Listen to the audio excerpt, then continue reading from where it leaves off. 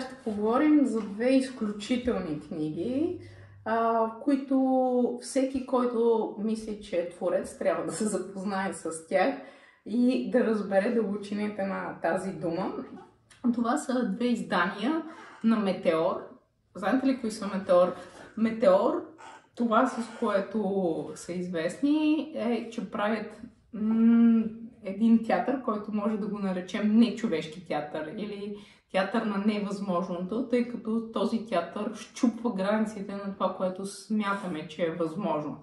Това са една група от трима съмишленици: Ани Васева, Боян Манчев и актьорът Леонид Йовчев. Концептуалната част обикновено е зададена от Боян Манчев.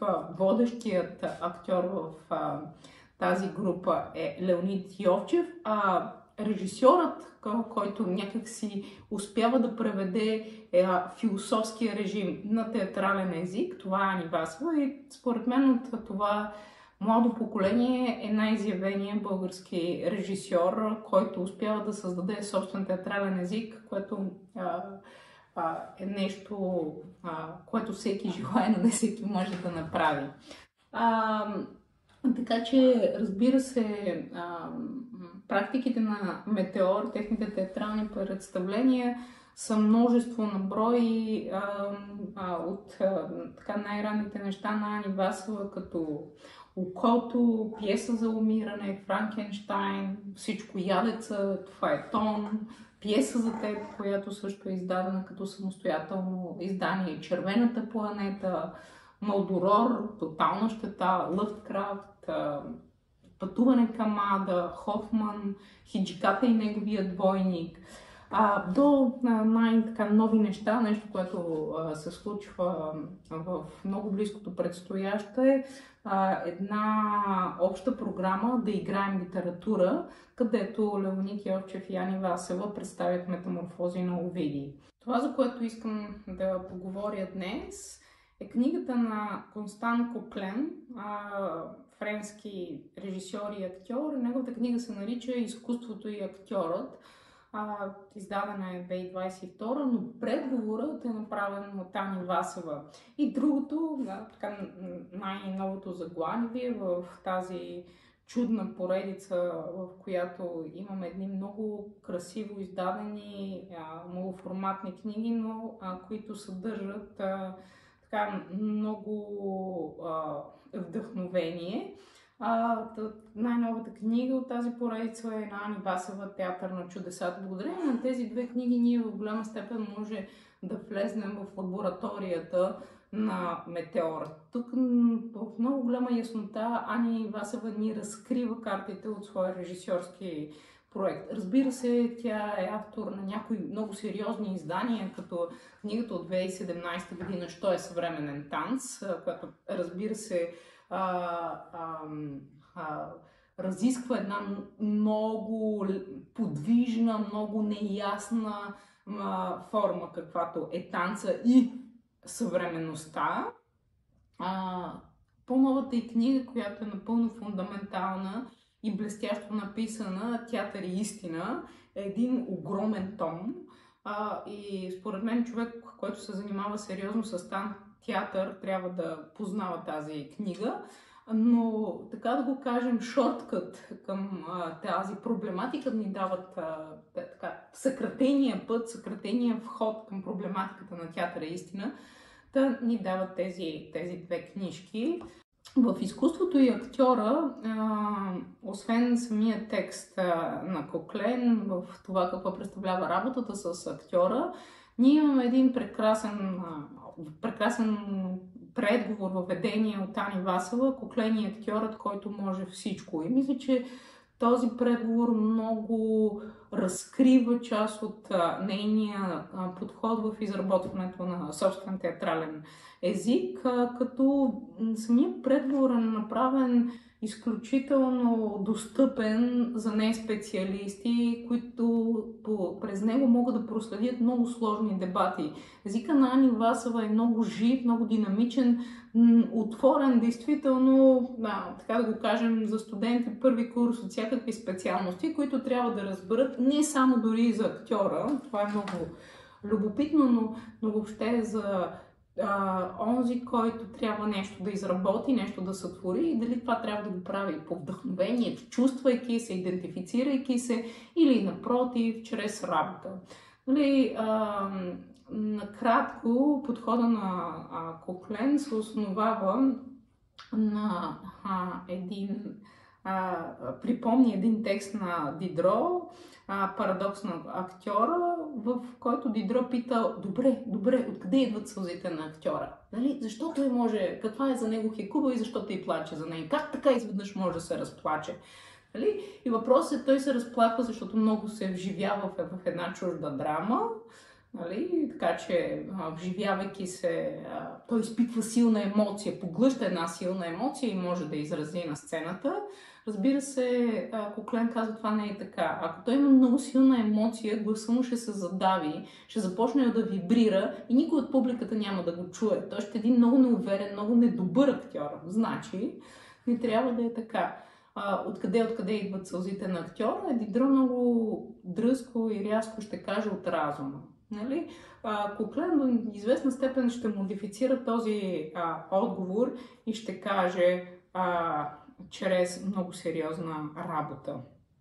Тоест, силата на актьора не е просто да се въплати в една маска, а да изработи своята роля. И тук Ани Василева обръща внимание на един така много чувствителен въпрос. Какво е изкуството на актьора? Това и самия Коклен обръща внимание. Добре, поета сътворява стихотворение, ние може да го предадем нататък. Скулптура има своята скулптура. Кинематографа заснема филм, изкуството на актьора някакси сякаш винаги е подценявано между другите роли и другите части от театралния спектакъл. Знаем ролята на драматурга, той е написал пиесата и тя остава, ролята на режисьора, който има един или друг прочит, който може да се така да се концептуализира, но какво композиторът, сценографа може да се заснеме и да се каже: ето тази постановка преди 100 години е изглеждала така, но какво остава от творбата на актьора? И коя е тази творба? И тук тази творба е наречена роля. И тази творба е подвижна, динамична или полиморфна, ще каже Ани Василева. И нещо, което в самия текст на Коклен се разгръща, той казва: всичко с оглед на една безкрайна перспектива в крайна сметка се подлага на разрушение. И скулптурата на скулптура ще се разруши, и творбата на поета ще се разпадне. Може би с актьора този процес е по-бързо ускорен, но той остава следи във времето. Остава следи и тук има един много интересен прочит. Той минава през конкретни актьори, конкретни постановки, как изиграването на един добър актьор може буквално да изведе един по-слаб или по-неочакван текст и да го претвори от един драматургичен или мелодраматичен регистър в комичен и чрез своята роля да създаде, буквално чрез ролята да съживи един мъртъв текст. И по този начин остава памет с това, което е неговата жестовост, неговия глас, неговата особена динамика да прочете ролята, той остава белег. И тук има един много любопитен момент, който Ани Василева извежда, който казва, че самата не е поразила, когато за първи път е чела този текст. И това е ролята, която актьора има, това, което актьора дава на своята роля, е кожата. Това е една безкрайна повърхнина. И тук ето какво казва Ани. Първо тя цитира един пасаж от Коклен. Винаги има значителна дистанция между въобразение и живия човек. Не е достатъчно да създадеш душа. Трябва да я вложиш в тяло. И не е достатъчно да я вложиш в тяло. Трябва то да е нейното пълно и живо изражение, да има свой собствен начин да идва и да си отива, да влиза и да излиза, да сяда, да се смее, да плаче, да диша, да говори, да мълчи. И трябва всички тези начини да бъде, да действа и да страда. Да са здраво свързани и да съставляват една реална, видима, срещана, позната, близка реалност. И тази кожа, от която героя има нужда, му е предоставено от актьора. Тази кожа, която актьорът заема на ролята, била тя и от Шекспир в края на краищата, се сраства с ролята до такава степен, че в театър вече не е възможно да се види Хамлет или Отело без начина на игра, на характерното изражение, открито от Гарик или от Ким. И така нататък. Това е самия текст на Коклен. Ани Весела ще продължи тези размишления, като казва, че актьорът не само дава назаем кожата си на ролята, но и сам става нейна кожа. Съдържа я в себе си, чрез него светът достига до нея и тя достига до света. Актьорът съдържа ролята в себе си, но и чрез актьорът героят усеща, чувства, вижда. Светът вижда кожата на ролята, актьора. Тук, разбира се, виждаме тази особена повърхнина, каквато е кожата, която трябва да може да създаде една безкрайно добре изработена, една майсторски добре изработена композиция. Защото парадоксът на актьора до голяма степен идва от това, че актьорът е сам и инструмента, и композитора. Той композира в собственото си тяло, той композира върху собствената си кожа. Така че той трябва да има тази възможност, Ани Весела ще го нарече работа и самоконтрол, в който непрекъснато да има една инстанция, която съблюдава и организира този сложен, динамичен процес, какъвто е ролята. Изкуството и актьора въвеждат в една много проста теза, че актьорът има своето изкуство или своите техники, които се преизобретяват отново, но те са плод на едно усилие, на една много сериозна работа.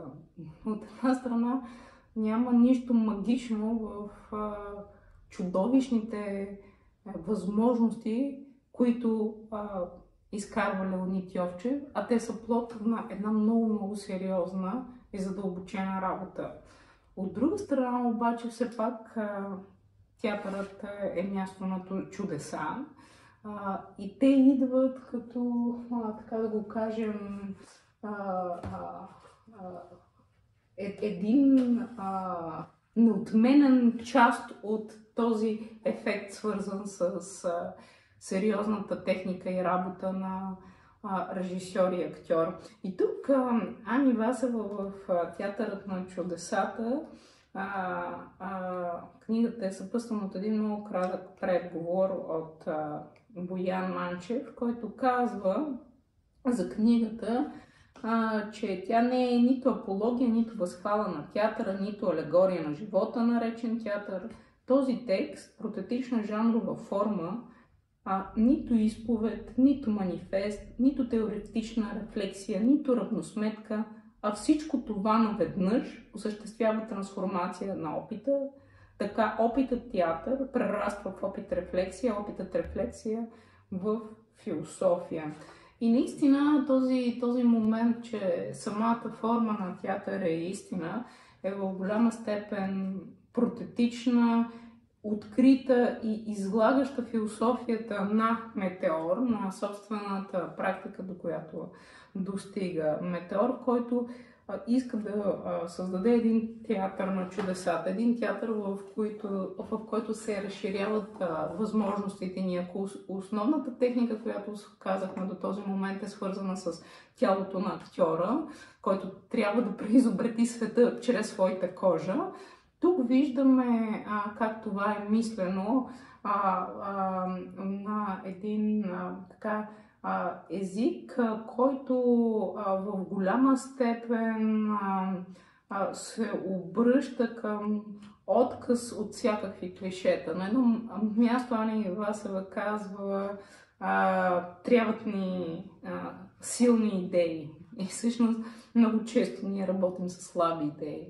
Идеята, че театър е репрезентация, идеята, че има отстояване между театър и живот и така нататък, са все стари идеи, все предъвквани идеи. Така, как да стигнем до това, което е силна идея, което все още нямаме опит, но искаме да пробием и да стигнем до там. И тук тя показва една особена връзка между живота, театърът и крайността на човешкия опит, в който е подложен на изпитание именно от сцената. И с това започва тази книга, показвайки до каква степен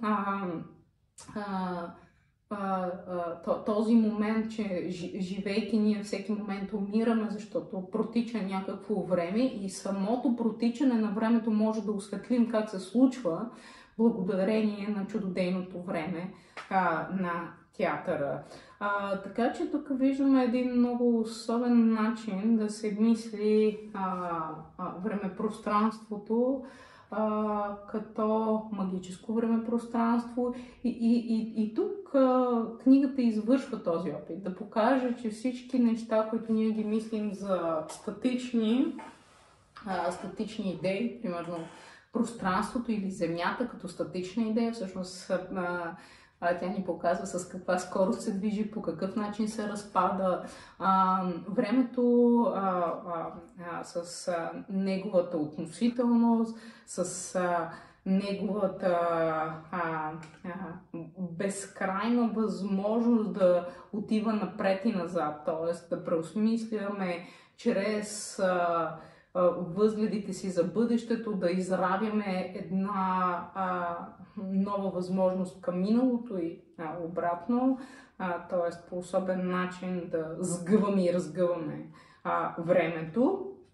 И разбира се, в най-голяма степен тук тя ни показва как тялото на актьора е тяло, което е нечовешко.